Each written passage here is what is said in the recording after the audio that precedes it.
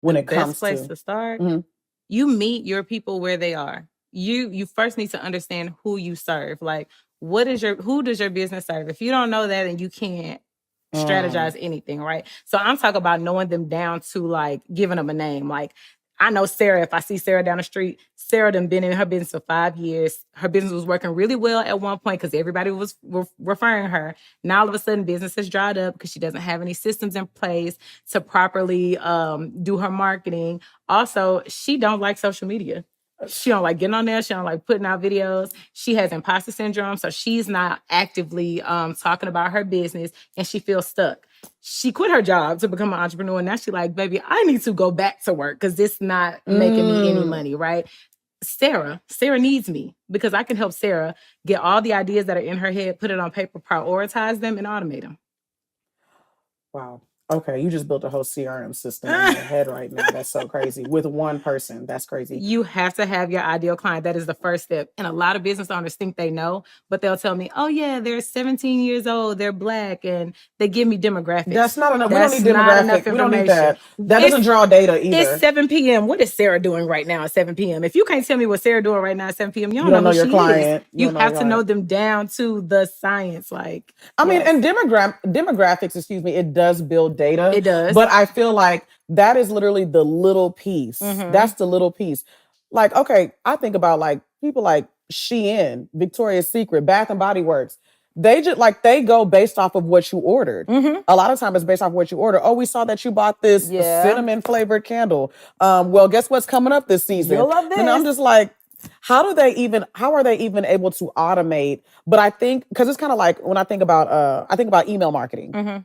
So we use a system for SRC Kitchen. We use MailChimp. So my email marketing guy, he goes ahead and like links all like based off of what you chose on the pop-up kitchen forms or any forms on our site. That's how he makes the if-then statements.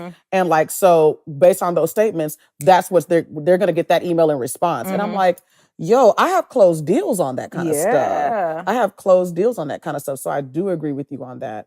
It's just, I think, and that's another piece, email marketing, child. That's another form of sales that people don't talk. So that's the thing. So Kia, like sales is so general and broad. Yeah. Like it's so vague. Oh, well, are your sales up? That's only people only like, I think connect sales to money. Yep. That's the only thing. Yeah. But it's just like, is there anything outside of money? Would you say the marketing? Absolutely. As well. Marketing and sales are two different things, but they need each other, right? So if you think of it on like a large scale, marketing is one-to-many communication. I'm talking to a whole room of people. I'm marketing to y'all. I've given my idea to y'all. I've pitched this thing like, wouldn't it be great if you could have? That's marketing. But then you say, that would actually be great. How do I get it? Now I'm talking to you. Okay, so here's what you need to do first. This is what you're going to feel like afterwards. And then once you get it, this is going to change your life. This is going to happen, right? So I'm walking you through this journey. And then you're like, now I want to give you my money. Boom, I close the deal. So marketing is one-to-many. Sales is one-to-one communication. Now where email marketing comes in is like, if you're on social media, right? You're marketing one-to-many. I'm giving my offer to the world. Whoever decides to bite clicks on my lead magnet, gives me their information. Now I'm doing one-to-one. That's sales. That's a part of the funnel? That's a part of the funnel. Okay. That's email marketing. So now you say you want to opt into this thing because you're interested in learning more. Great. Now I'm going to talk to you one-on-one. Or so you think. So you opt in. Now you're going to get an automatic email from me. And it's going to sound like I said it to you. Clarice, thank you for reaching out to me, girl. Let's talk. Automation. But it feels like I'm talking to you right now, right? So I send you this email and now I walk you through a nurture journey. Yeah. So I'm nurturing you. I'm talking to you about all the problems you're probably facing. And here are the solutions. Now this is why I'm the person to solve that problem. Then you give me your money. Now I close the deal, right? So it's a journey. Sales is not just, did you make the money? It's a process. It's taking your client from not aware to wanting to fix the problem, to fixing the problem and giving you the money. So first of all, I heard three things because you're pretty much there's problems and then you're giving solutions. You're providing solutions. That's why you're able to do what you do. Yeah. And another thing that I heard too is that there's a process. Yep. Because the thing is, at least the challenges that I'm seeing with my clients, especially with coaching. See, I and we'll get into that. When I'm talking to some of my clients, they're telling me, "Oh, well, Reese, am I going to make money from it though?" And I'm like, "You don't even have a website.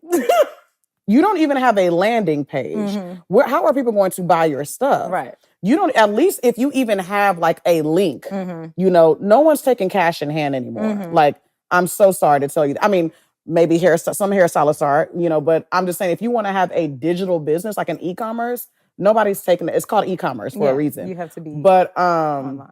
what I'm realizing too is that people don't realize that people don't want to do the work. Yeah. And because what you just said right now is literally work. It's going to require you to be able to go through every part of that funnel. And so when you think about the funnel, do you think that can you skip a step, or there's like no steps that you can actually skip? So you can't skip a step. The prospect can skip a step. It's not on you to skip a step. A prospect can literally go from being aware and walk themselves through a journey mentally and say, I want to buy this, and they don't even have to be nurtured. So they can skip the steps, but that's not on you to do. Oh, that makes a lot of sense because I was reading that it takes a client on average 12 times to come to your site and actually buy.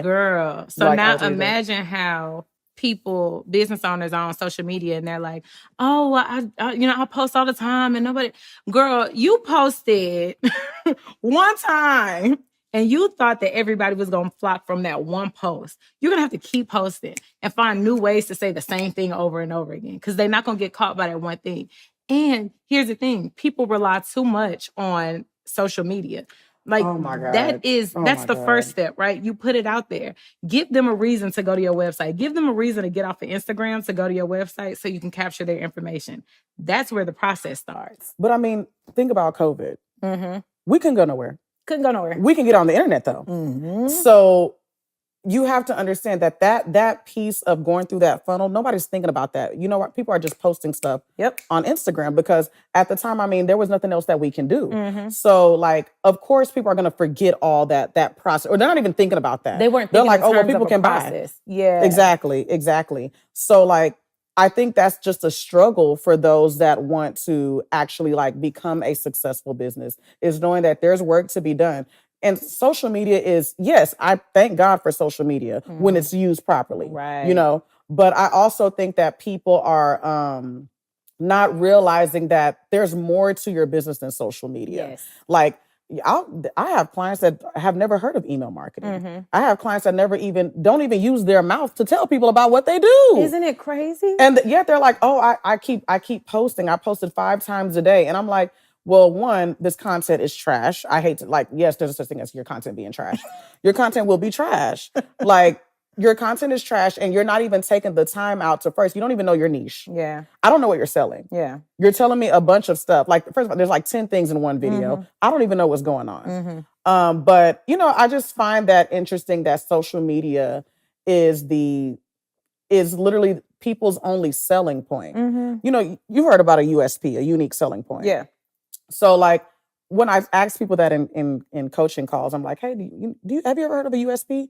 I'm like, so your unique selling point. And they're like, I mean, Instagram, TikTok. I mean, that's how my video went viral.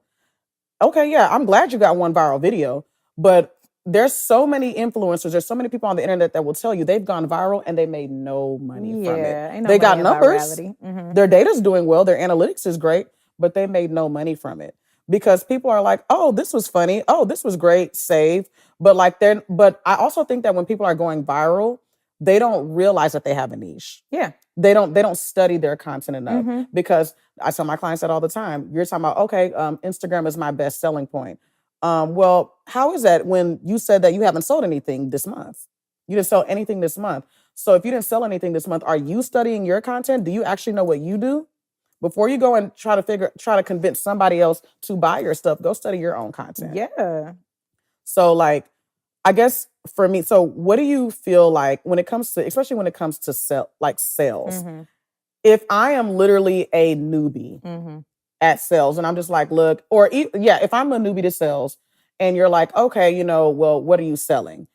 kind of what are you asking before I actually dive into doing the work? Because yes, doing a sales process is work, but like where do I begin? Yeah. So on my coaching calls, before you even pay me to become a client, we go through an hour-long session. I find out who your target audience is, and then I make you sit down and identify all the problems that client is facing. So one, you need to understand who they are. The second thing, you need to figure out what keeps them up at night. If it's nothing keeping them up at night, then what are you here for? Like, why do they want to listen to you? What problem are you solving for them? I'm sorry to interrupt you. Do you think that's something do you still need to know that when you're building a startup?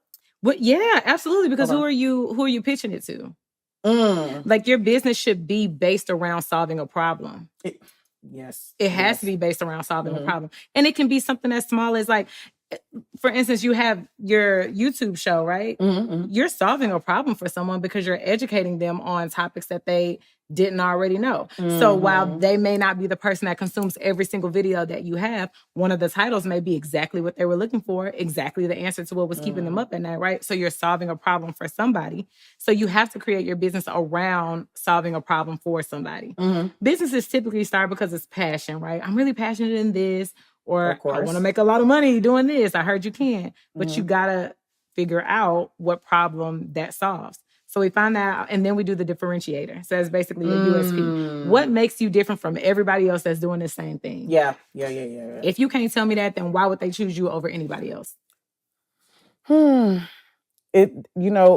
So with my clients, I'm so glad that you brought up solving a problem. I'm always asking, well, what you do, does it solve a problem? Like, if I'm like, man, I can't think of no other way. Do you have wisdom for me? Because like I tell my clients all the time, like, people gonna pay for that. Yeah. People gonna pay for what they don't know. Exactly. I know I've wasted money on stuff that I didn't. I've wasted money on stuff that I did not know and I did not use. But it's the fact that you haven't. I can always have at the back of my head, like, oh, you know what? I can always go back in the archive. I have all this stuff up. So, like, when it comes to even just figuring out what makes you unique, like, yes, there's a piece where you're telling them, okay, who their ideal client is, but like, how do you actually find out what makes you unique in your business that sets you apart? How do you actually find that out? Like, sometimes it has to be something that you create. Maybe it's something that you do differently than everybody else, but sometimes it could be what your past clients have said about you. The reason that they bought from you and not everybody else, right? So I'm a makeup artist. Makeup artists are like, it's 1 million of them in Houston. There's 1 million makeup artists in Houston. Jesus. Why would they book with Susie Bougie when they can just pay $50? This person over here. Yeah, baby. And because you got those. And you still got to go to house. I ain't gonna talk about it. Okay, but the thing that makes me different is, one, I travel to you, and two, I make you feel like this is all about you. You are going to look and feel like the best version of yourself when I finish with your makeup. And I affirm my clients the entire time. My clients will tell you every time I sit down, I'm picking out features. Bare face, I'm like, oh my God, your brows are so fire. Like, are those natural? I ain't gassing you. I'm really taking inventory of your face because I'm the one that has to map it out, right? So I'm picking out the features that I really love so that I can highlight it, but I'm telling you what I love about it. So now you have a newfound confidence in yourself about stuff you didn't even know you look good, right?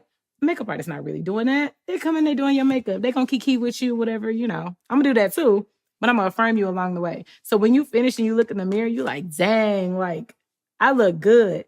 But you look like how everybody already sees you. I just highlighted it for you. It's interesting because I feel like even with makeup, I don't think that a lot of makeup artists really understand how much of a blessing that is to actually, like, first of all, I'm sitting in your chair because I really think you're good at what you do, but you are affirming me the whole time. That's another selling point as well.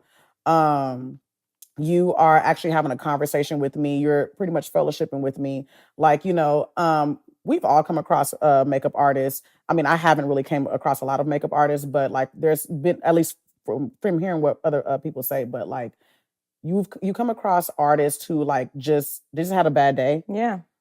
Huge chip on their shoulder.